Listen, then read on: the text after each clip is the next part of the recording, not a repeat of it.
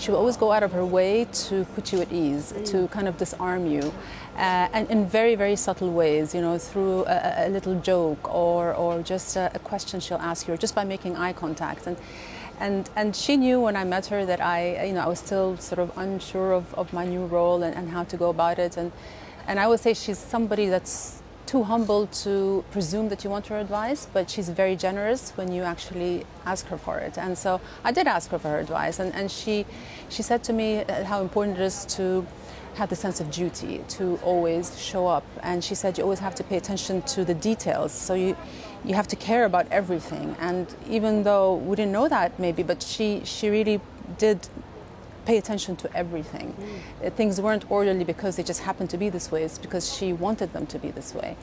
And so I've always looked up to her. She's always been a role model. I think she's, for generations, shown the world what it means to be queen. And I think she set the bar so high with her sense of duty. And what do you make of all the crowds you see, you know, filing past her coffin, turning out here?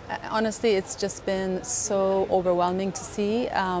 You know, you look at all these people and none of them have to be here. And people standing in queues, nobody's asking them to do that. And all over the world for the last 10 days, people have been glued to their television sets. Nobody's asked them to do that.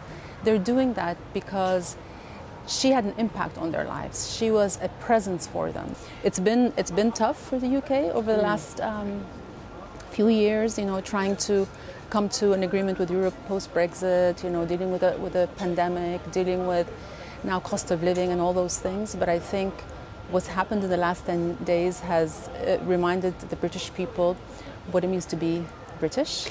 Well, it's interesting you mentioned the cost of living crisis and, you know, obviously the spectacle of all the ceremony and the pomp, it's lavish. Is it hard to reconcile in some ways that sort of pageant and pomp of the monarchy with the ordinary sort of grind of the cost of living crisis? What you're speaking about, the pageantry and all the ceremony, this is part of the British brand, you know, this is what distinguishes you in the rest of the world. People look at this country in awe, and I think there's been so much respect from all over the world, just looking at how things have been done and conducted in such an orderly fashion over the last 10 days. And the smooth transition with the swearing in of the new king, and how people have really closed ranks and come together. You've met the new king many times as well, and also the Queen Consort, Camilla. Of course. How do you think they'll conduct themselves that will be different from the Queen and Prince Philip?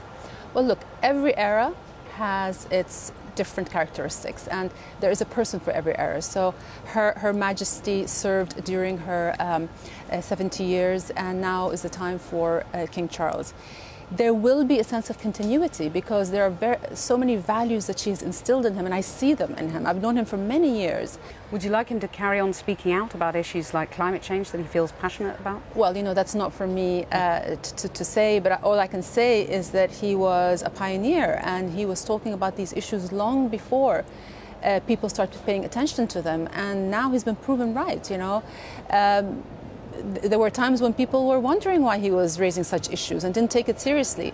Now it's difficult to ignore the consequences of climate change and everything that we're facing in the world. So I truly believe that, you know, had we listened to him, I think it would have been a very different story today. But I understand that now he's in a different role, and that's going to mean that he's going to have to obviously do things a little bit differently. So it'll be up to him, I guess, to see what issues he's going to be focusing on in the future. Your Majesty, thank you very much.